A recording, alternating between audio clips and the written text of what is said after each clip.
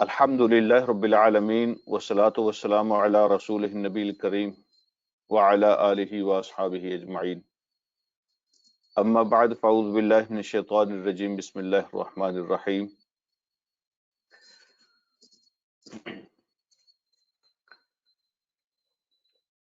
وَإِذَا أَذَقْنَا النَّاسَ رَحْمَةً مِّن بَعْدِ ضَرَّاءَ مَسَّتْهُمْ إِذَا لَهُم مَّكْرٌ فِي آيَاتِنَا قُلِ اللَّهُ أَسْرَعُ مَكْرًا إِنَّ رُسُلَنَا يَكْتُبُونَ مَا تَمْكُرُونَ صدق اللہ مولانا العظیم اللہم صلی علی سیدنا مولانا محمد مبارک وسلم علیہ صلاۃ سلاما کثیرا کثیرا۔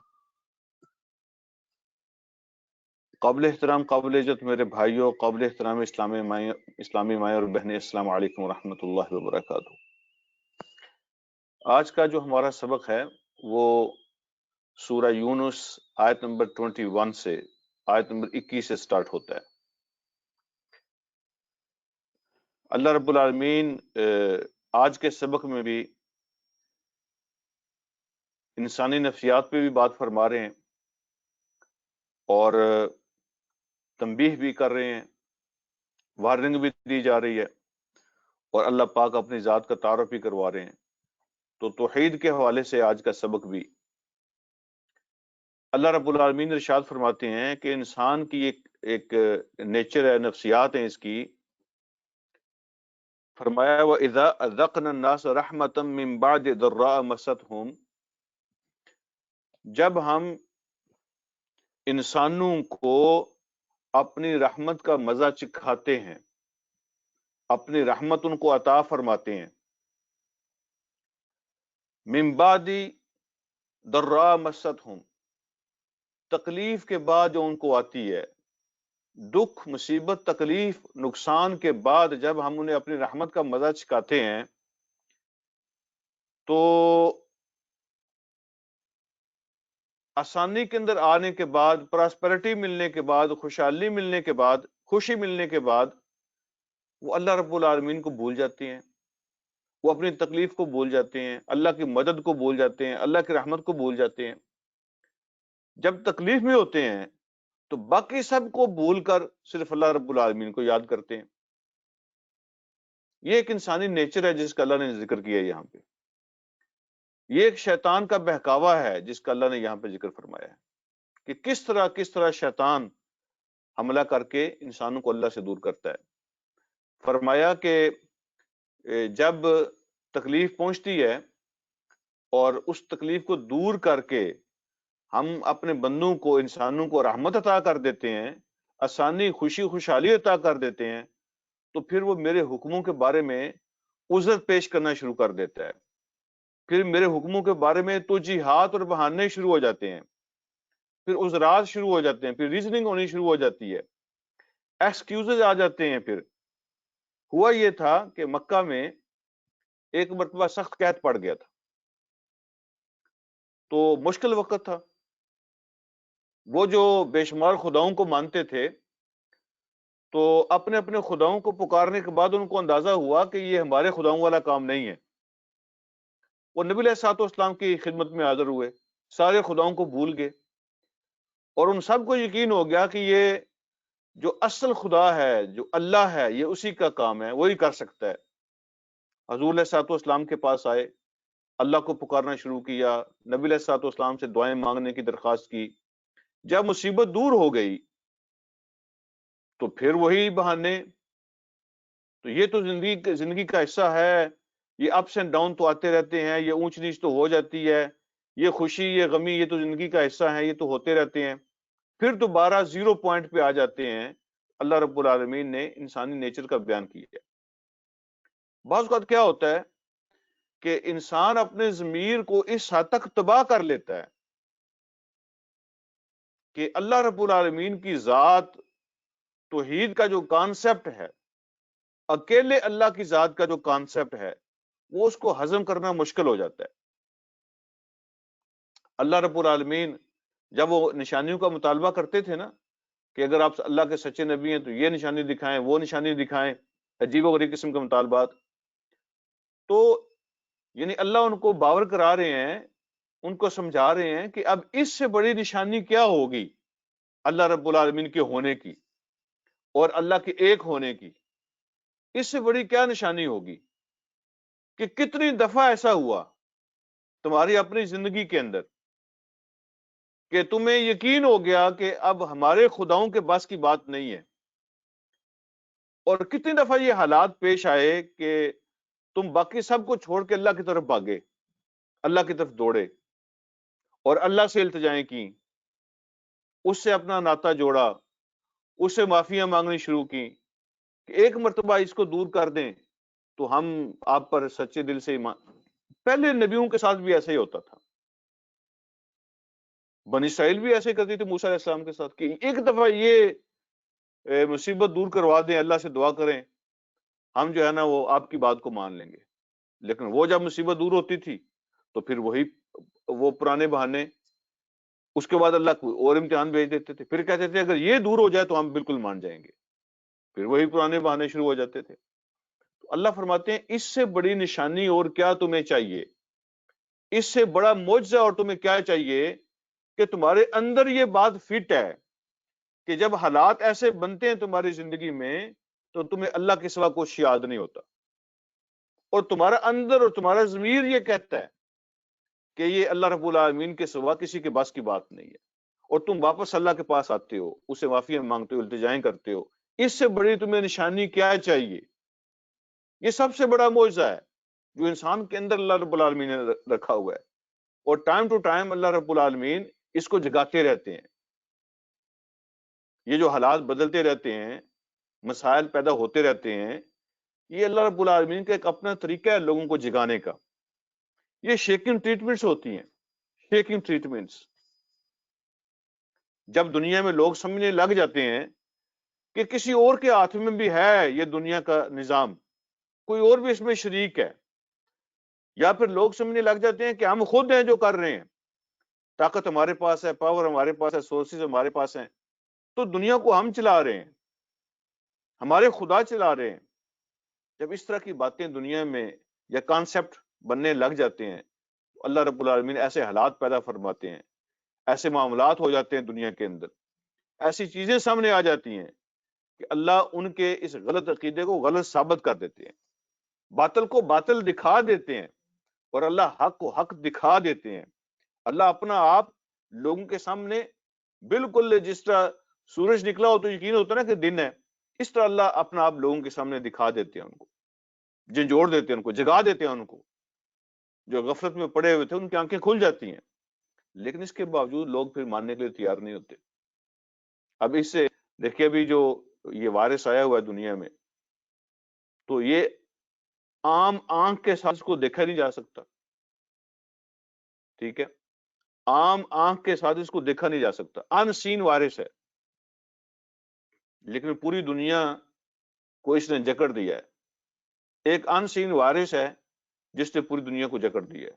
5 ملین سے زیادہ لوگ فوت ہو گئے ہیں، اور ابھی بھی جنہوں نے ڈبل ویکسین بھی کرا لی ہے، پھر بوسٹر بھی لگوا لیے ہیں، ان کو بھی کرونا ہو رہا ہے. ابھی بھی دنیا یہی کہہ رہی ہے we have to live with it. کوئی پتہ نہیں اس نے جانا کب، ایسی کے ساتھ ہم نے زندگی بسر کرنی ہے. تو اس طرح اللہ اپنی نشانیاں دکھاتے ہیں. جنگلوں میں آگ لگ جاتی ہے اور انسان بے بس ہو جاتے ہیں، سمندروں میں طوفان آ جاتے ہیں، انسان بے بس ہو جاتے ہیں، بارشیں ہوتی ہیں، فلڈ آ جاتے ہیں، انسان بے بس ہو جاتے ہیں، ارتھ کویک ہوتے ہیں، زمین ہل جاتی ہے، انسان بے بس ہو جاتے ہیں. اللہ اپنی نشانیاں ٹائم ٹو ٹائم دکھاتے رہتے ہیں، لوگوں کو جگاتے رہتے ہیں. لیکن بعض اوقات جیسا میں نے عرض کیا کہ ضمیری حد تک مردہ ہو جاتے ہیں کہ اللہ رب العالمین کی یہ گھنٹی ان کو سنائی نہیں دیتی، یہ آواز ان کو نہیں آتی، وہ جاگتے نہیں ہیں، ضمیری حد تک ان کے مردہ ہو جاتے ہیں. تو اللہ فرماتے ہیں اس سے بڑی نشانی کیا ہوگی؟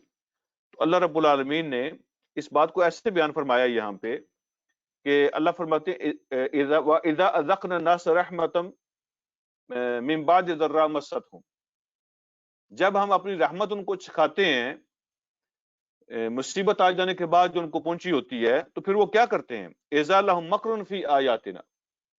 مکر کا معنی ہوتا ہے خفیہ چال، دھوکہ بازی. تو اللہ فرماتے ہیں کہ جب ہم اپنی رحمت دکھا دیتے ہیں، مصیبت دور کر دیتے ہیں، تو پھر وہ ہماری آیتوں کے اندر، ہمارے حکموں کے اندر دھوکے دینا شروع کر دیتے ہیں، چال بازیاں شروع کر دیتے ہیں، دو نمبریاں شروع ہو جاتی ہیں اللہ کے حکم کے اندر، کبھی ضرورت کے نام پہ، کبھی مجبوری کے نام پہ، کبھی کسی نام پہ، کبھی کسی نام پہ۔ تو فی آیات آیات کا مطلب اللہ کے احکام ہے، اللہ کا دین ہے، اللہ کے حکم ہے، اللہ کی باتیں ہیں، تو اس کے اندر پھر چکر چلانا شروع کر دیتے ہیں۔ اللہ رب العالمین فرماتے ہیں قل اللہ اسرع مکرن، اعلان فرما دیں، ان کو بتا دیں کہ خفیہ جو تدبیریں ہیں وہ اللہ سے زیادہ خفیہ تدبیر کا اختیار بھی کسی کے پاس نہیں ہے، اور اللہ سے زیادہ خفیہ تدبیر کارگر بھی کسی کی نہیں ہے۔ اسرع کا معنی، یہ لفظ سورت سے نکلا ہے، سورت کا معنی ہوتا ہے تیزی، اسرع کا معنی ہوتا ہے سب سے زیادہ تیز، سوفٹ، سب سے زیادہ تیز اللہ رب العالمین ہے اپنی خفیہ تدبیروں کے اندر۔ یعنی اللہ کی تدبیریں ایسی ہیں نہ کسی کو سمجھ آ سکتی ہیں، نہ کسی کے پاس اس کا توڑ ہوتا ہے، نہ علاج ہوتا ہے۔ تو تم اللہ رب العالمین کے احکام کے بارے میں اپنی چالیں بند کرو۔ اللہ رب العالمین اس کے پاس جو تدبیر ہے تو اس سے زیادہ کارگر، مؤثر اور افیکٹو اور ایکٹیو تدبیر کسی اور کی نہیں ہو سکتی۔ ان رسولنا یکتبون ما تمکرون، اگلی بات یہ فرمائی کہ ہمارے فرشتے، لکھنے والے، اپوائنٹڈ، ہمارے میسنجرز، وہ لکھتے ہیں ہر وہ چیز جو تم مکر کرتے ہو، جو تم چالیں چلتے ہو، تمہاری ہر چال وہ لکھتے ہیں اور اس کا ریکارڈ تیار کرتے ہیں۔ تو یہ آیت ہمیں بتاتی ہے کہ انسان جو سوچتا ہے، جو کرتا ہے، اس کا ریکارڈ تیار ہوتا ہے، وہ اچھا کرتا ہے یا برا کرتا ہے۔ جو خفیہ تدبیریں ہیں جس کو میرے سوا کوئی نہیں جانتا، وہ بھی لکھی جاتی ہیں، اس کا بھی ریکارڈ تیار ہوتا ہے۔ ان رسولنا یکتبون ما تمکرون، بے شک ہمارے فرشتے وہ سب کچھ لکھتے ہیں جو تم مکر کرتے ہو، جو تم چالیں چلتے ہو۔ اب اللہ رب العالمین نے اپنی ذات کا تعارف کروایا، کہاں کہاں اللہ پاک تمہارا ہاتھ پکڑتے ہیں، کیسے کیسے تمہاری مدد کرتے ہیں، اس کی رحمت کیسے سامنے آتی ہے۔ هو الذی یسیرکم فی البر والبحر، وہ وہی اللہ ہے جو خشکی میں اور سمندروں میں، بر خشکی اور باہر سمندر ہیں، یعنی دونوں جگہوں پہ، خشکی میں اور سمندروں میں وہ جو تمہیں سفر کراتا ہے۔ یہ لفظ یسیرو، یہ سیر سے نکلا ہے، سیر کا معنی چلنا ہوتا ہے، سفر کرنا، وہ تمہیں سفر کراتا ہے خشکی پر بھی اور سمندر پانی کے اندر بھی۔ اور اس لفظ کے اندر یہ معنی بھی شامل ہے کہ جو سفر کے ذرائع ہوتے ہیں، یہ ہر روز جو انسان نئی نئی چیزیں بناتا ہے نا، یہ زمین پہ سفر کرنے کے لیے یا پانی میں سفر کرنے کے لیے نئی نئی چیزیں بنا رہا ہے انسان، وہ اس کے اندر شامل ہیں، یسیرکم کے اندر شامل ہیں۔ یعنی اللہ تمہیں سفر کی تدبیریں سمجھاتا ہے، سفر کرنے کے طریقے سکھاتا ہے، سفر کرنے کے ذرائع تمہیں عطا کرتا ہے، اس کی تمہیں حکمت بتاتا ہے، تمہارے ذہن میں وہ باتیں ڈالتا ہے کہ تم نئی نئی چیزیں تخلیق کرو۔ یہ جو ہر روز نئی چیزیں بن کے آ رہی ہیں مارکیٹ کے اندر، جو سفر کے نئے نئے ذرائع پیدا ہو رہے ہیں، یہ اللہ رب العالمین کی سمجھائی ہوئی تدبیریں ہیں، وہ اس لفظ کے معنی میں شامل ہیں۔ سبحان اللہ۔ هو الذی یسیرکم فی البر والبحر، اس کا ایک ترجمہ آپ یہ کریں کہ وہ وہی ہے جو تمہیں سفر کراتا ہے خشکی میں اور سمندر میں، اور دوسرا ترجمہ اس کا یہ ہے وہ وہی ذات ہے جو خشکی اور سمندر کے سفر میں تمہیں ذرائع دیتا ہے، سفر کراتا ہے، مطلب سفر کرنے کی توفیق اور ہمت اور ذرائع تمہیں عطا کرتا ہے، وہ چیزیں بنانے کی تمہیں توفیق دیتا ہے، وہ تمہیں طریقہ بتاتا ہے کہ کیسے کیسے نئی چیزیں بنائی جائیں۔ یہ سب اللہ کی طرف سے ہوتا ہے۔ جو کچھ انسان کے ذہن میں یہ نئی ایجادات آ رہی ہیں سفر کے بارے میں، وہ ساری اس میں شامل ہے، وہ اللہ کی طرف سے ہوتی ہیں، وہ اللہ تمہیں سکھاتا ہے، اللہ تمہیں بتاتا ہے۔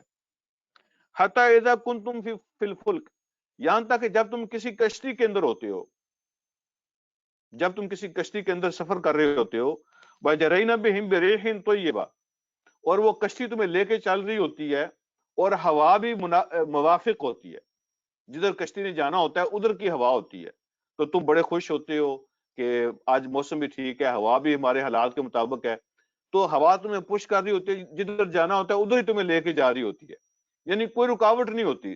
سمندری سفر کے اندر جس نے کیا وہ جانتے ہیں کہ ہوا کو ایک بنیادی فیکٹر کی حیثیت حاصل ہوتی ہے۔ اللہ فرماتے ہیں وَفَرِحُوا بِهَا، وہ بڑے خوش ہوتے ہیں کہ جدھر جانا ہے بس ہوا بھی سپورٹ کر رہی ہے، ہم جا رہے ہیں۔ جَاءَتْهَا رِيحٌ عَاصِفٌ، اچانک تیز اور مخالف ہوا آ جاتی ہے سمندر کے اندر، اچانک جو ہے نا وہ تیز توند اور مخالف ہوا شروع ہو جاتی ہے۔ وَجَاءَهُمُ الْمَوْجُ مِنْ كُلِّ مَكَانٍ، اور ہر طرف سے موجیں اٹھنا شروع ہو جاتی ہیں۔ تو جس نے سفر کیا یا دیکھی ہیں ویڈیوز سمندر کے اندر کیسے موجیں اٹھتی ہیں، اللہ نے خود قرآن میں بیان کیا کہ سمندر کی موجیں ایسے ہوتی ہیں جیسے پہاڑ ہوتے ہیں، ایسا لگتا ہے جیسے پہاڑ ہمارے اوپر گرنے لگا، ایسے پانی آتا ہے، وہ موجیں اٹھتی ہیں۔ تو جب ہر طرف سے موجیں اٹھتی ہیں پہاڑوں کی طرح، وَظَنُّوا أَنَّهُمْ أُحِيطَ بِهِمْ، اور وہ سمجھنے لگ جاتے ہیں کہ اب ہم گھیرے میں آ گئے ہیں۔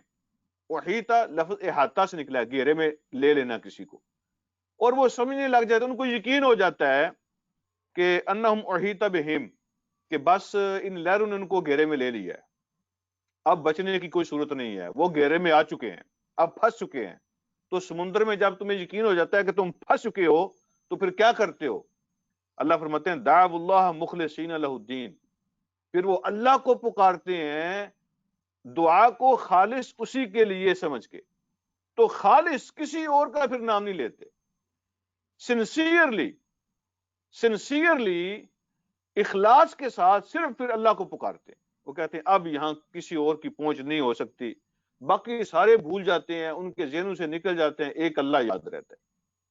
تو یہ انسان کے اندر کی بات نا، اللہ نے اندر فٹ کیا ہوا یہ بات۔ تو جب تم گھیرے میں آ جاتے ہو وہاں سمندر کے گھیرے میں، تو پھر سب کو چھوڑ کے صرف اللہ کو پکارتے ہو، اور کیا کہتے ہو؟ لَإِنْ أَنْجَيْتَنَا مِنْ هَٰذِهِ، اگر اللہ آج آپ نے ہمیں اس سے بچا لیا، آج اگر آپ ہمیں نجات دے دیں اس مصیبت سے، لَنَكُونَنَّ مِنَ الشَّاكِرِينَ، تو ہم ضرور شکر گزار بن جائیں گے، قدر کریں گے اللہ رب، ہم قدردان ہو جائیں گے، شکر گزار ہو جائیں گے، تھینکفل ہوں گے آپ کے، کبھی کوئی غلطی کوئی ناشکری ہم نہیں کریں گے، تو ہم ضرور لنکونن کا معنی یہ ہے، یہ نون شاد والا جو ہے نا یہ معنی میں تاکید پیدا کرتا ہے، تو ہم ضرور شکر کر کے دکھا دیں کہ شکر ہوتا کیا ہے، ہم کر کے دکھائیں گے۔ اللہ فرماتے ہیں فلما انجاہم، پھر جب اللہ نے ان کو نجات دے دی، اللہ ان کو نجات دے دیتا ہے، بچا لیتا ہے، طوفان رک جاتے ہیں، ٹھہر جاتے ہیں، پانی نیچے آ جاتے ہیں، وہ مصیبتیں ٹل جاتی ہیں، تو کیا ہوتا ہے اذا ہم یبغون فی الارض بغیر الحق، تو پھر اچانک وہ زمین پر بغاوت شروع کر دیتے ہیں جس کا کوئی حق ان کو نہیں پہنچتا، حق کے خلاف بغاوت یا نا حق بغاوت، دونوں اس کے مطلب ہو سکتے ہیں۔ وہ زمین میں پھر بغاوت شروع کر دیتے ہیں جس کا ان کو کوئی حق نہیں پہنچتا، نا حق بغاوت، یا پھر حق کے مقابلے میں وہ باغی بن جاتے ہیں، حق کے مقابلے میں کھڑے ہو جاتے ہیں، اور ان کو سب کچھ بھول جاتا ہے کہ یہ کس نے ہمیں کنارے لگایا تھا، کس نے ہمیں زندگی بخشی تھی، کون ہمیں سانس دیتا ہے اور کون ہمیں یہ رزق پہنچا رہا ہے سب۔ اللہ رب العالمین اگلی بات ارشاد فرمایا اپنا رویہ ٹھیک کرو ورنہ اس کا نقصان تمہیں ہوگا۔ اللہ فرماتے ہیں یا ایھا الناس، اے انسانوں، سب کو بتایا، انما بغیکم علی انفسکم، کوئی شک والی بات نہیں، انما کا معنی ہوتا ہے کہ جب کوئی اور آپشن نہیں ہوتی، کوئی اور آپشن نہیں ہوتی تو وہاں انما آتا ہے، کوئی دوسری صورت ہوتی نہیں ہے۔ اللہ فرماتے ہیں انما بغیکم علی انفسکم، کوئی شک والی بات نہیں ہے، کوئی دوسری صورت نہیں ہے، یقین رکھو اس بات پر کہ تمہاری بغاوت کا وبال تمہارے اپنے اوپر ہی ہوگا۔ علی انفسکم، بغیکم تمہاری بغاوت، تمہاری سرکشی، اس کا نقصان، اس کا وبال یہ تمہارے اپنے خلاف ہی ہوگا، یہ تمہاری طرف پلٹ کر آئے گی، یاد رکھنا۔ یہ جو خاص طور پہ 3 چیزیں ہیں نا جو قرآن نے بیان کی ہیں، 3 چیزیں قرآن نے ایسی بیان کی ہیں جو ہمیشہ کرنے والے کی طرف پلٹ کر آتی ہیں۔ 3 چیزیں قرآن نے ایسی بیان کی ہیں جو ہمیشہ کرنے والے کی طرف پلٹ کر آتی ہیں۔ ان میں ایک چیز تو یہاں بیان ہو گئی، یہ جو بغاوت ہے، سرکشی ہے، البغی، تو اللہ فرماتے ہیں انما بغیکم علی انفسکم، تمہاری سرکشی تمہاری طرف پلٹ کر آئے گی، یاد رکھنا۔ دوسری بات جو اللہ نے قرآن میں بیان کی ہے جو انسان کی طرف پلٹ کر آتی ہے، وہ مکر ہے، جس کا ذکر ابھی ہو گیا ہے، پیچھے ذکر اس کا ہو گیا ہے۔ مکر جو ہے خفیہ چالیں، کسی کے خلاف بھی بندہ چلے، وہ تدبیریں خفیہ، وہ سازشیں، وہ جو ہے نا یہ خفیہ دشمنی، دھوکہ بازی، یہ سارے مکر کے معنی ہیں۔ وہ کسی کے اللہ کے خلاف ہو، وہ بھی انسان کے اپنی طرف پلٹ کر آتی ہے، بندہ اللہ کے خلاف کرے، کوئی انسان کسی انسان کے خلاف کرے، وہ بھی پلٹ کے اسی کی طرف آتی ہے۔ اللہ رب العالمین نے سورہ فاطر میں یہ بات ارشاد فرمائی ہے، وَلَا يَحِيقُ الْمَكْرُ إِلَّا بِأَهْلِهِ مَكْرُ السَّيِّئُ وَلَا يَحِيقُ الْمَكْرُ السَّيِّئُ إِلَّا بِأَهْلِهِ۔ جو برا مکر ہے، خفیہ تدبیر جو ہے نا وہ پازیٹیو بھی ہو سکتی ہے، خفیہ تدبیر نیگیٹو بھی ہوتی ہے۔ اللہ نے نیگیٹو خفیہ تدبیر کی بات کی جس کو دھوکہ ہم کہتے ہیں۔ اللہ فرماتے ہیں وَلَا يَحِيقُ الْمَكْرُ السَّيِّئُ إِلَّا بِأَهْلِهِ، جو گھٹیا چالیں ہوتی ہیں، جو سازشیں ہوتی ہیں، جو دھوکے بازی ہوتی ہے، اس کا نقصان اس کے کرنے والے کی طرف ہی ہوتا ہے، وہ اپنے کرنے والے کو گھیرتی ہیں ہمیشہ، تو مکر بھی واپس لوٹ کے آتا ہے کرنے والے کی طرف۔ اور تیسری بات اللہ پاک نے سورہ فتح میں ارشاد فرمائی ہے فَمَن نَكَثَ فَإِنَّمَا يَنكُثُ عَلَى نَفْسِهِ، عہد کو توڑنا، رشتوں کو کاٹنا، ٹھیک ہے، کسی کے ساتھ بھی وعدہ کیا ہے اس کو توڑ دینا، اس کو نقص کہتے ہیں۔ اللہ رب العالمین فرماتے ہیں فَمَن نَكَثَ، جس نے عہد توڑا، اللہ کے ساتھ عہد کیا تھا یا انسان نے انسان کے ساتھ عہد کیا تھا، جس نے اس کی کوئی ویلیو نہ دی، کوئی قدر نہ کی، جب اپنا مفاد ہوا تو کر لیا، نامفاد ہوا تو جوتے کی نوک پہ رکھا، تو جس نے عہد کو توڑا فإنما ينكث على نفسه، تو اس عہد کو وہ توڑتا ہے، اپنے خلاف ہی توڑتا ہے، وہ پلٹ کے اسی کے خلاف وہ آتا ہے۔ تو یہ 3 چیزیں پلٹ کے اس کے کرنے والے کی طرف آتی ہیں، سرکشی اور بغاوت، اور گھٹیا چالیں اور مکر، اور عہد کو توڑنا۔ تو اللہ رب العالمین آگے ارشاد فرماتے ہیں متاع الحیات دنیا، یہ سب دنیا کی زندگی ہے جس پہ تم اتراتے ہو اور بغاوت کرتے ہو، یہ دنیا کی زندگی کا ساز و سامان ہے، عارضی ہے۔ ثم الینا مرجعکم، پھر تم سب کو واپس ہمارے پاس آنا ہے، تمہارا ٹھکانہ ہمارے پاس ہے۔ وَنُنَبِّئُکُم بِمَا كُنتُم تَعْمَلُونَ، ہم تمہیں بتائیں گے تم کیا کر کے آئے ہو، پھر ہم تمہیں بتائیں گے تم کیا کر کے آئے ہو، سب نے ہمارے پاس واپس آنا ہے، پھر ہم تمہیں بتائیں گے کیا کر کے آئے ہو۔ اگلی بات اللہ رب العالمین فرماتے ہیں دنیا کی زندگی ہے کیا، جس کے بارے میں فرمایا نا کہ متاع الحیات دنیا، یہ عارضی سامان ہے، تو اس کی پھر مثال دی اللہ پاک نے سمجھانے کے لیے، فرمایا انما، اس میں بھی کوئی دوسری رائے نہیں ہے، کوئی دوسرا آپشن نہیں، انما فرمایا یہاں پر، یہ پکی بات ہے۔ اور وہ پکی بات کیا ہے؟ انما مثل الحیات دنیا کماء، پکی بات ہے کہ دنیا کی زندگی کی مثال ایسے ہے جیسے آسمان سے پانی نازل ہو، کماء انزلناہ من السماء، آسمان سے بارش برسے، ہم آسمان سے پانی کو برسائیں، پھر کیا ہو فاختلط بہ نبات الارض، تو اس پانی کی وجہ سے زمین سے غلے اگیں، فصلیں اگیں، باغ اگیں، اور ایسے اگیں کہ وہ ایک دوسرے کے اندر گھس جائیں، یعنی گھنے ہو جائیں۔ فاختلط، اختلاط کا معنی ہوتا ہے ایک دوسرے کے ساتھ مکس اپ ہو جانا، اس کی ٹہنیاں، اس کے پتے، وہ ایسے ایک دوسرے کے اندر گھس جاتے ہیں، اتنے وہ گھنے ہو جائیں، پھیلنا شروع کر دیں، ایک دوسرے کے اندر گھس جائیں ایسے۔ تو اللہ فرماتے ہیں کہ بارش ہو اور بارش کی وجہ سے جو زمین سیراب ہو، تو ایسے ہر چیز جناب پھلنے پھولنے لگ جائے، ہر چیز میں بہار آ جائے، اور وہ درخت گھنے ہو جائیں، فصلیں گھنی ہو جائیں، جنگل گھنے ہو جائیں، باغات گھنے ہو جائیں، مما یاکل الناس والانعام، انسان بھی کھا رہے ہیں، جانور بھی کھا رہے ہیں، ہر چیز پہ رونق آئی ہوئی ہے، ہر چیز اپنے جوبن پر ہے۔ پھر کیا ہوا؟ حتی اذا اخذت الارض زخرفها، یہاں تک کہ زمین جب خوب چمک رہی ہے، اور زمین اپنے خوب جو ہے نا وہ جوبن پر ہے، فصلیں غلے بہار اپنے جوبن پر ہے، وزینت، اور وہ بہت خوبصورت لگ رہی ہے، بہت خوبصورت اپنی پیک پہ پہنچی ہوئی ہے، پھر کیا ہوتا ہے؟ وَظَنَّ أَهْلُهَا أَنَّهُمْ قَادِرُونَ عَلَيْهَا، فصلیں تیار، باغ تیار، بڑے بھلے لگ رہے ہیں، بڑی رونق ہے، بہت خوبصورت ہے، جبن پر ہر چیز آئی ہوئی ہے۔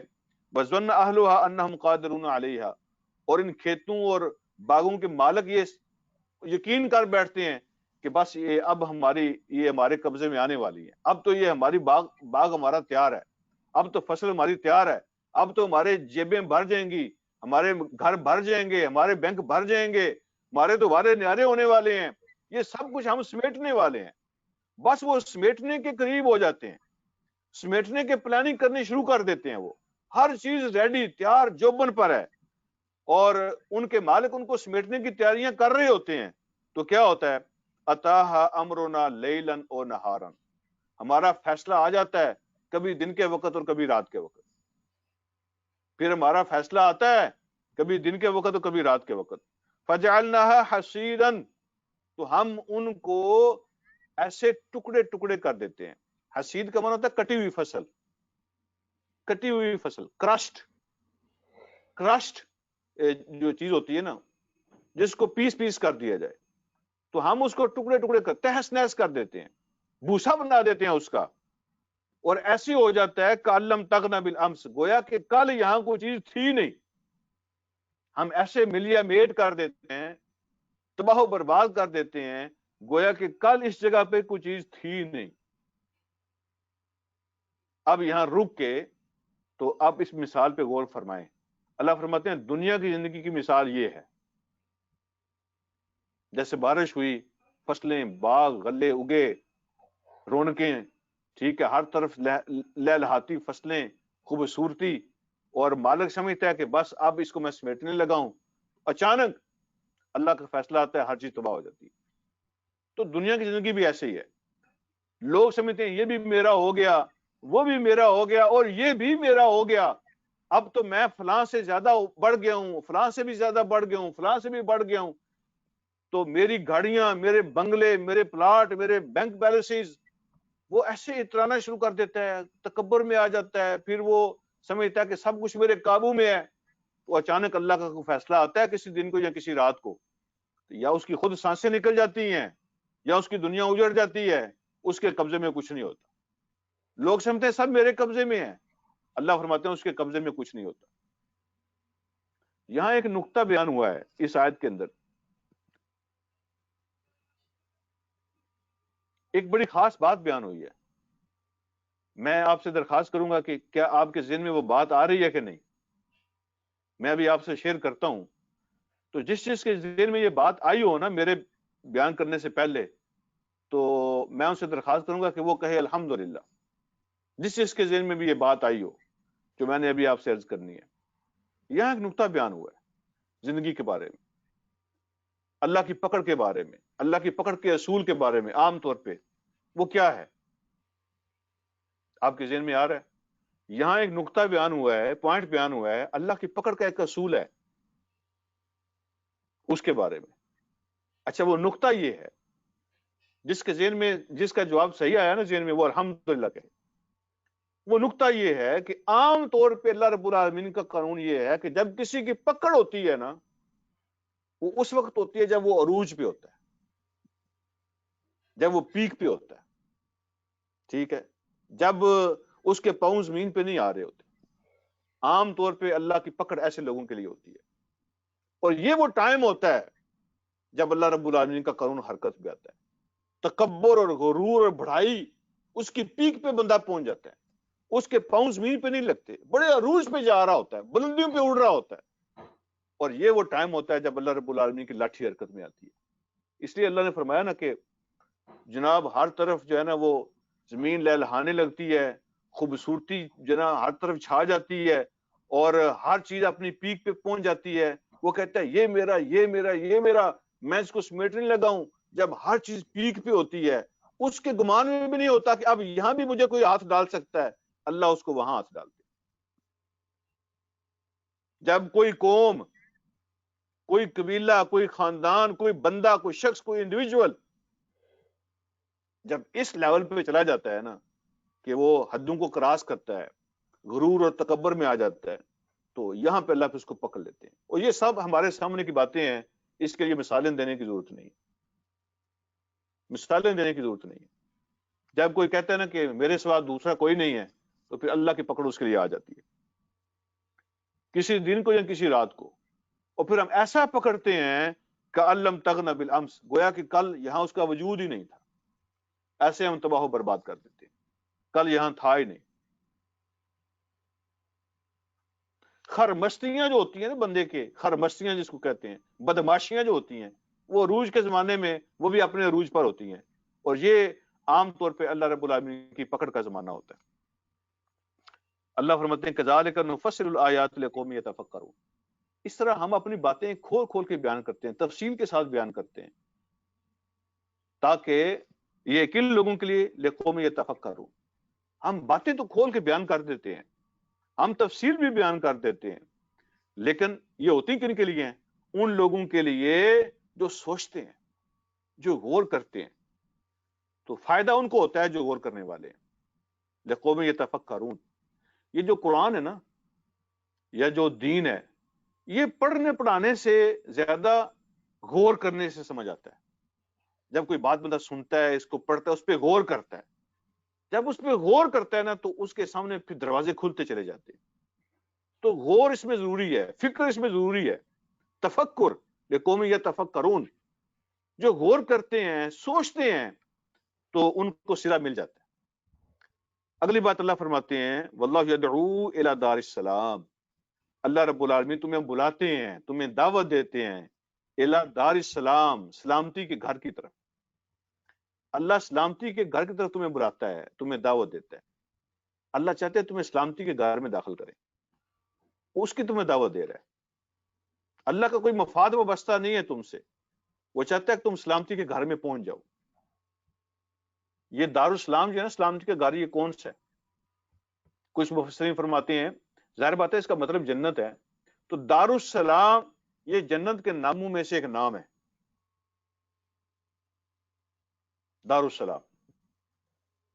اور اس کا جو دوسرا مطلب بیان کیا مفسرین وہ یہ ہے کہ وہ ایسا گھر ہے جنت جس میں ہر طرف جو وہاں پہ جو کوڈ ورلڈ ہوگا، یا کوڈ تو اس کو نہیں کہہ سکتے، اوپن ورلڈ ہوگا، بلکہ کوڈ ورلڈ کیا ہونا ہے، وہاں پہ جو عام کلچر ہوگا وہ ایک دوسرے کو سلام کرنے کا، سلوٹ کرنے کا، احترام کرنے کا، ریسپیکٹ دینے کا ہوگا۔ سلام سلام سلام، جسے ہم پہلے بھی پڑھا ہے، جدھر بندہ جنت میں جائے گا نا اس کو سلام سلام ہو، ایک دوسرے کو سلام کریں گے، وہ اسلام کا گھر ہوگا، ہر طرف سلامتی سلامتی سلامتی سلامتی، اسلام اسلام ہوگا۔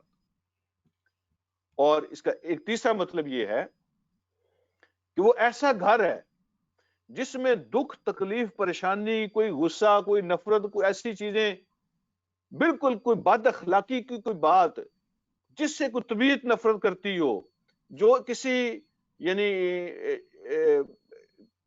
نعمت کے کوئی خلاف ہو، کوئی نیگیٹیوٹی ہو کسی قسم کی، جس میں کسی حوالے سے بھی کوئی بندہ کراہت محسوس کرے، وہ ان ساری چیزوں سے پاک ہوگی۔ اس لیے وہ دارالسلام ہے، دارالسلام ہے۔ وہ ہر قسم کی پریشانی سے، دکھ سے، تکلیف سے پاک ہے۔ وَيَهْدِي مَن يَشَاءُ إِلَىٰ صِرَاطٍ مُسْتَقِيمٍ، اور اللہ ہدایت دیتا ہے جس کو چاہتا ہے صراط مستقیم کی طرف۔ اب پھر یہاں پہ یہ بات پہلے واضح ہو چکی ہے کئی جگہ پہ، لیکن میں تھوڑی سی پھر اس کو ٹچ کر دیتا ہوں کہ یہ جو ہے نا وَيَهْدِي مَن يَشَاءُ إِلَىٰ صِرَاطٍ مُسْتَقِيمٍ، وہ ہدایت دیتا ہے جس کو چاہتا ہے صراط مستقیم کی طرف۔ تو کوئی بندہ کہہ سکتا ہے کہ یہاں اللہ کہتا ہے کہ اللہ ہدایت دیتا ہے جس کو چاہتا ہے، اگر مجھے ہدایت نہیں دی تو وہ نہیں چاہتا مجھے ہدایت دے، تو میں کیا کروں، اس میں میرا کیا قصور ہے؟ تو یہ مطلب نہیں ہے کہ اللہ جس کو چاہتا ہے ہدایت دیتا ہے، جس کو نہیں چاہتا اب نہیں دیتا۔ تو اللہ جس کو چاہتا ہے ہدایت دیتا ہے کا مطلب یہ ہے کہ جو لینا چاہتا ہے اللہ اس کو دینا چاہتا ہے، جو لینا چاہتا ہے اللہ اس کو دینا چاہتا ہے۔ اللہ تو چاہتے ہیں سب کو ہدایت ملے،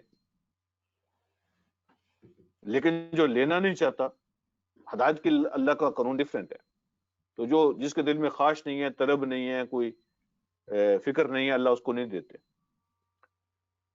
اوکے، اگلی بات جو فرمائی ہے للذین احسنوا الحسنى وزیادہ، للذین احسنوا الحسنى وزیادہ، ان لوگوں کے لیے جنہوں نے اچھائی کی ہوگی، للذین، ان لوگوں کے لیے احسنوا، جنہوں نے احسان کیا ہوگا، جنہوں نے اچھائی کی ہوگی، ان کے لیے کیا ہے؟ حسنہ، ان کے لیے بہترین اجر ہے۔ حسنہ کا معنی بہترین ریوارڈ اس کا۔ للذین احسنوا الحسنہ، وہ لوگ جنہوں نے احسان کیا ہوگا، جنہوں نے اچھائی کی ہوگی، ان کے لیے بہترین اجر ہے۔ لیکن ساتھ فرمایا وزیادہ، کچھ ایکسٹرا بھی ہے ان کے لیے، کچھ زیادہ بھی ہے۔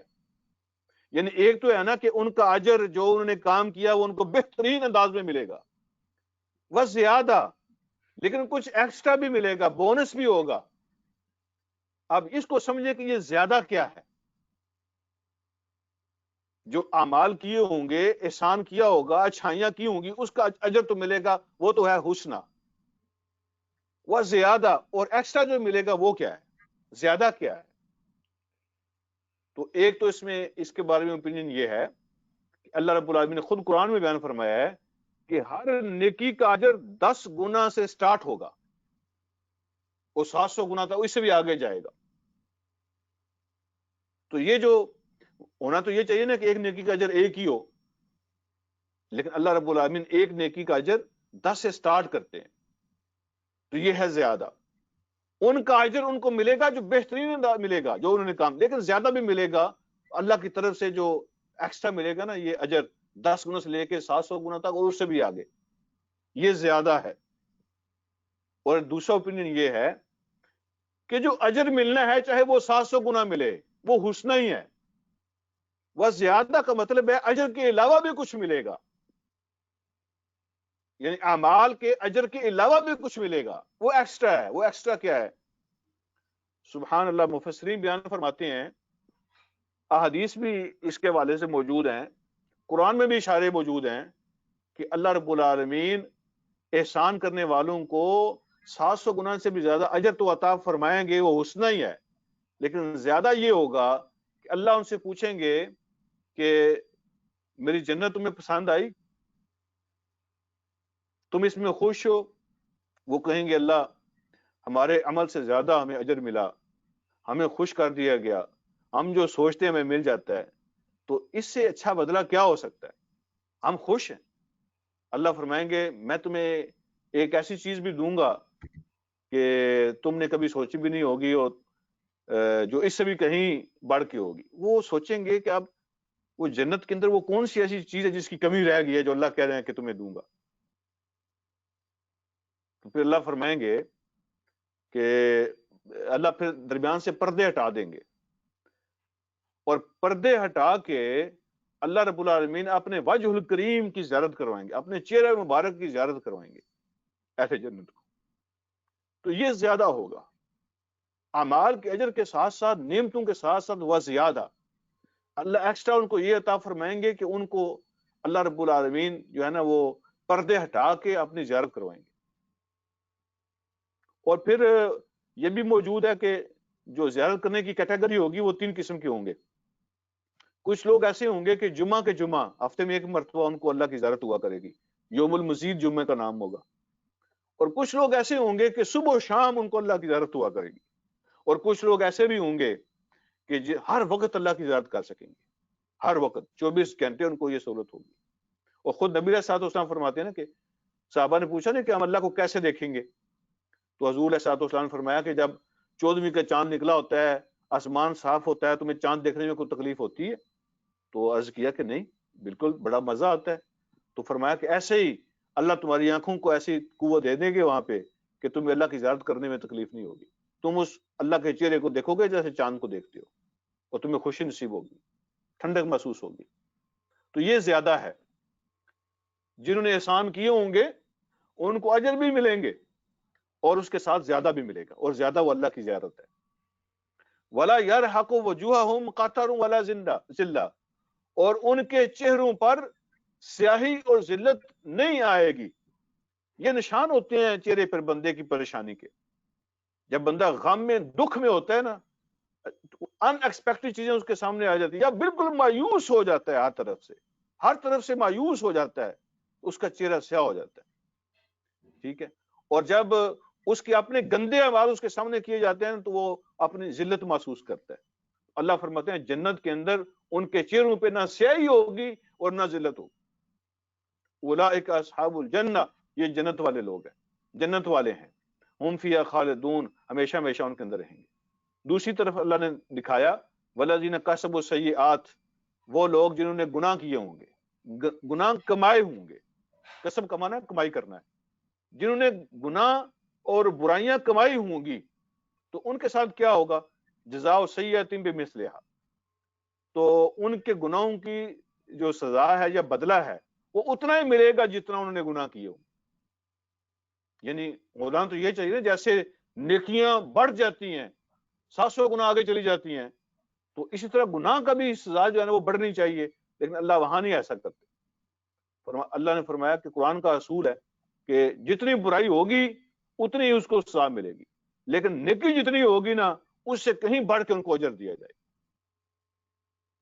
وَتَرْهَقُهُمْ ذِلَّةٌ، اور ان کے چہرے پہ ذلت چھائی ہوگی، نحوست اور ذلت ان کے چہرے پہ چھائی ہوگی.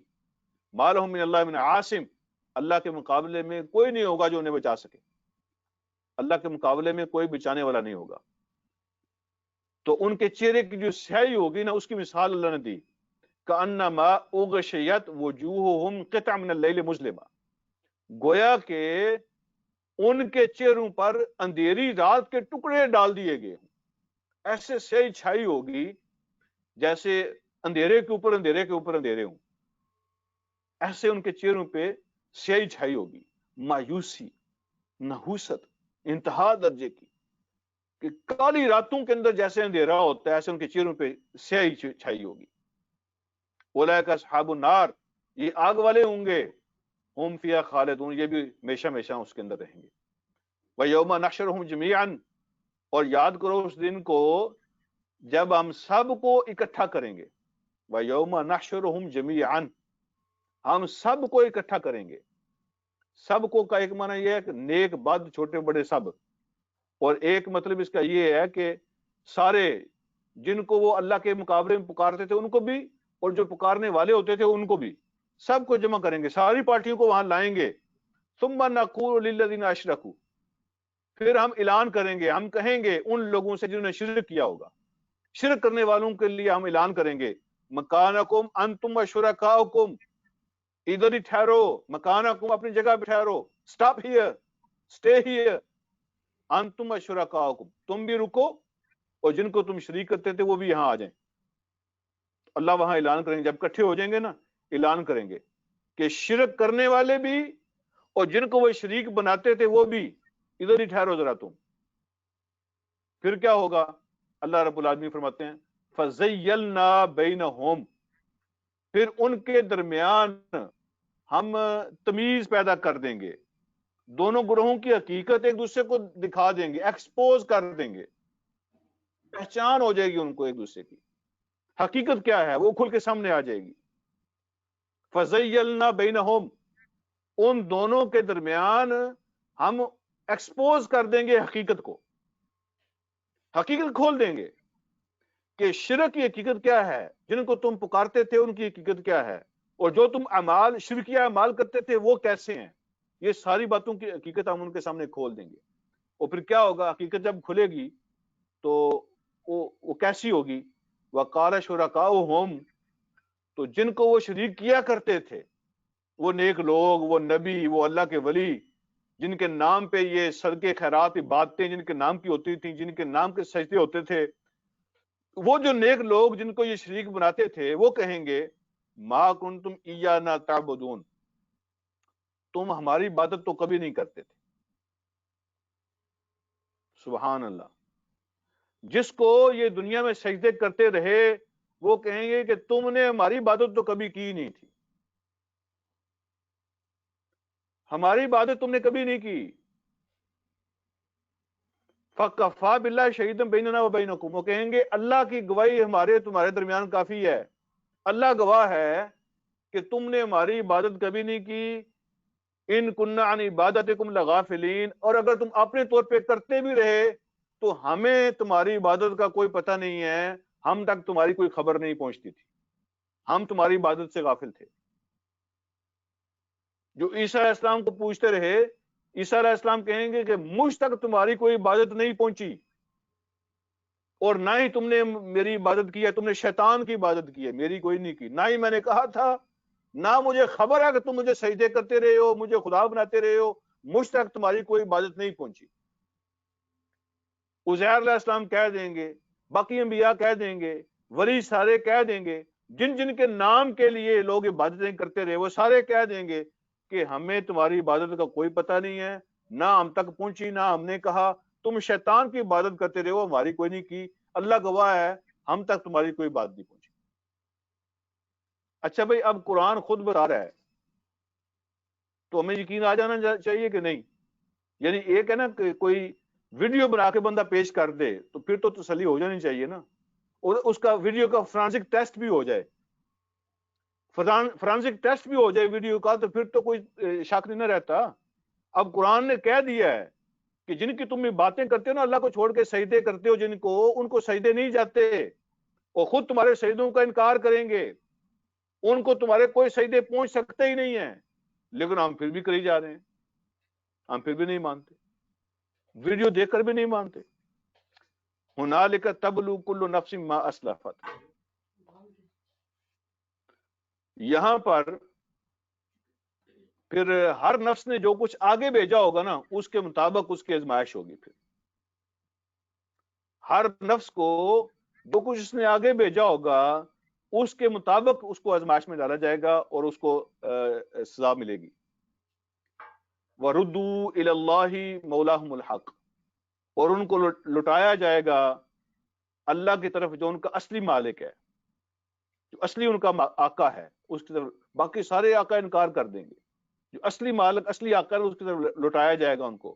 وَضَلَّ عَنْهُمْ مَا كَانُوا يَفْتَرُونَ، اور سب کچھ گم ہو جائے گا، ضائع ہو جائے گا جو کچھ وہ گھڑ کے کیا کرتے تھے، خود گھڑ کے، خود بنا کے جو کچھ کیا کرتے تھے، سب کچھ ختم، سب کچھ ضائع ہو جائے گا۔